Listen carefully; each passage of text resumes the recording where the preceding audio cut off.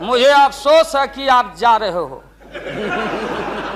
कहीं मेरे चाचा बैठे हैं, गफूर चाचा, कहीं मेरा भाई बैठे हैं नीतीश कुमार, लेकिन धर्म अधर्म की बारी आई है तो आज गद्दा चलाना पड़ रहा है तुम्हारे पीठ पर हम लोग को। चिंता मत कर।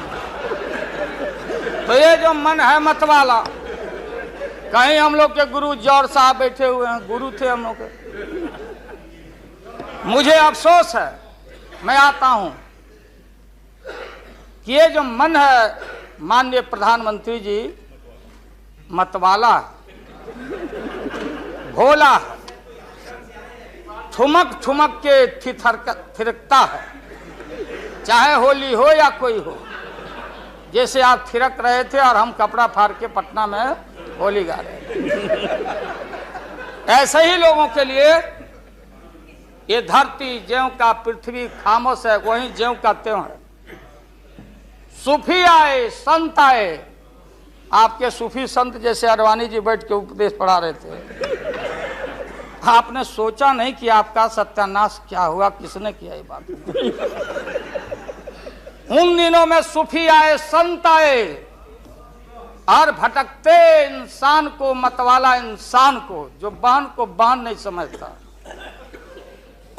माँ को दूसरे की माँ को माँ नहीं समझता, दूसरे के बाप को बाप नहीं करता, प्रणाम नहीं करता,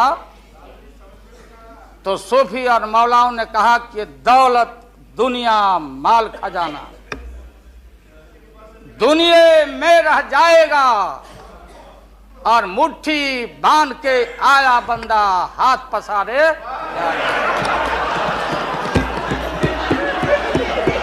जैसे जैसे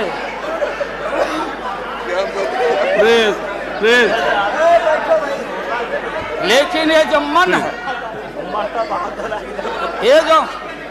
ये जो मन है मानता नहीं। आपने कहा था यहीं, अरे बन रीता वर्मा, अभी भी आपका स्वाभिमान जगना चाहिए। अरे तुमको डिप्टी स्पीकर भी लोग नहीं बना सके। बैठ जाओ, इसलिए मैं कहना चाहता हूँ। लाल प्रसाद जी,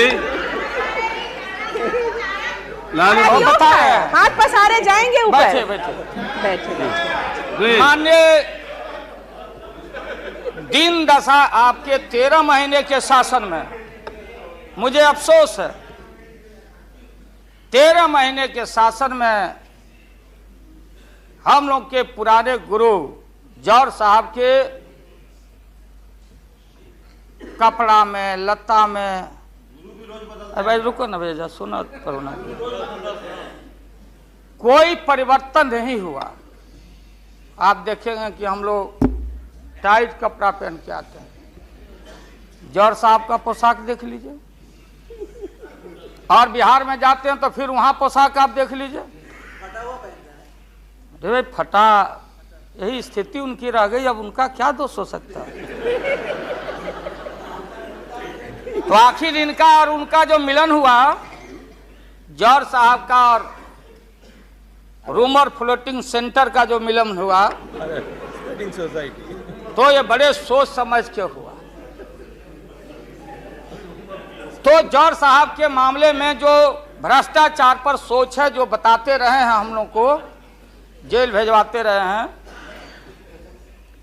राबड़ी देवी महिला मुख्यमंत्री, जिसका मुकदमा में नाम नहीं हो, अपमान कराते रहे हैं।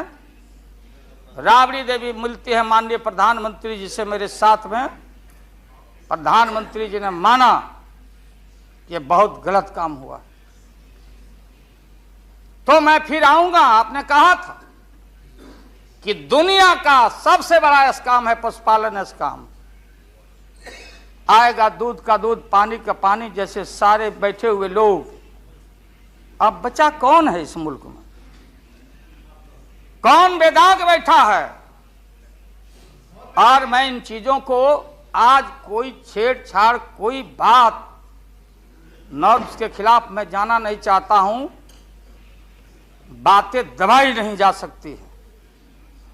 चाहे जितनी बातों को हम जहां भी थापर साहब के टीवी में या जहां भी हम कोई बातों को कह डालें, बात दबती नहीं है, अभिलेख मिटता नहीं है। आप माननीय प्रधानमंत्री जी,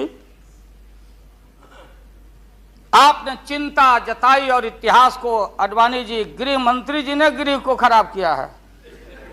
आपका जो गृह है उन्होंने खराब किया है, और आप मतवाले की तरह, आपका ज्यादा दोष नहीं है।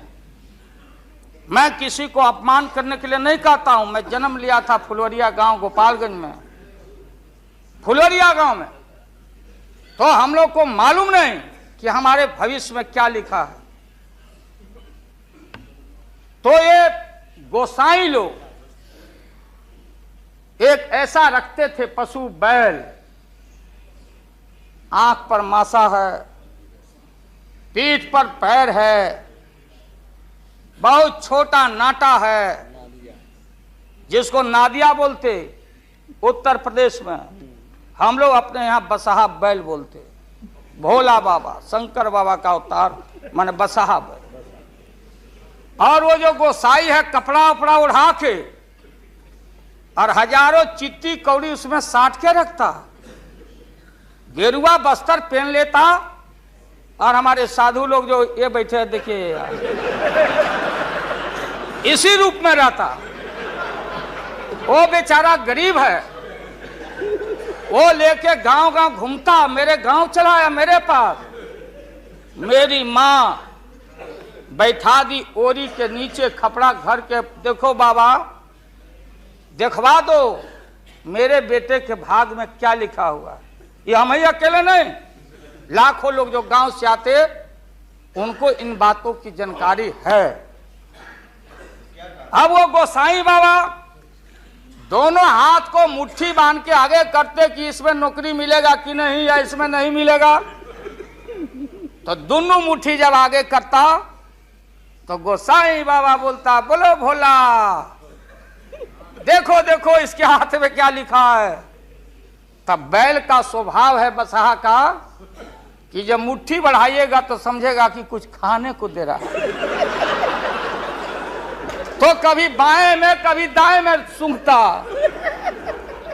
आज जब वो भोला बाबा समझ जाता, चेतनशील है कि हमको ठग रहा है गोसाई, तो बोलते रहता, पीठ ठोकते रहता, नहीं आता है सूंघने के लिए हाथ मुट्ठी।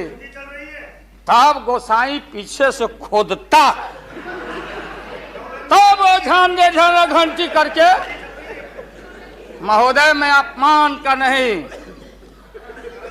आप कभी कभी बढ़ते थे कोई काम करने के लिए, लेकिन फिर रिवर्स गियर में चले आते।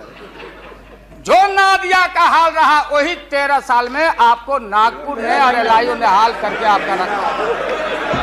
यह है रखा 13 महीना।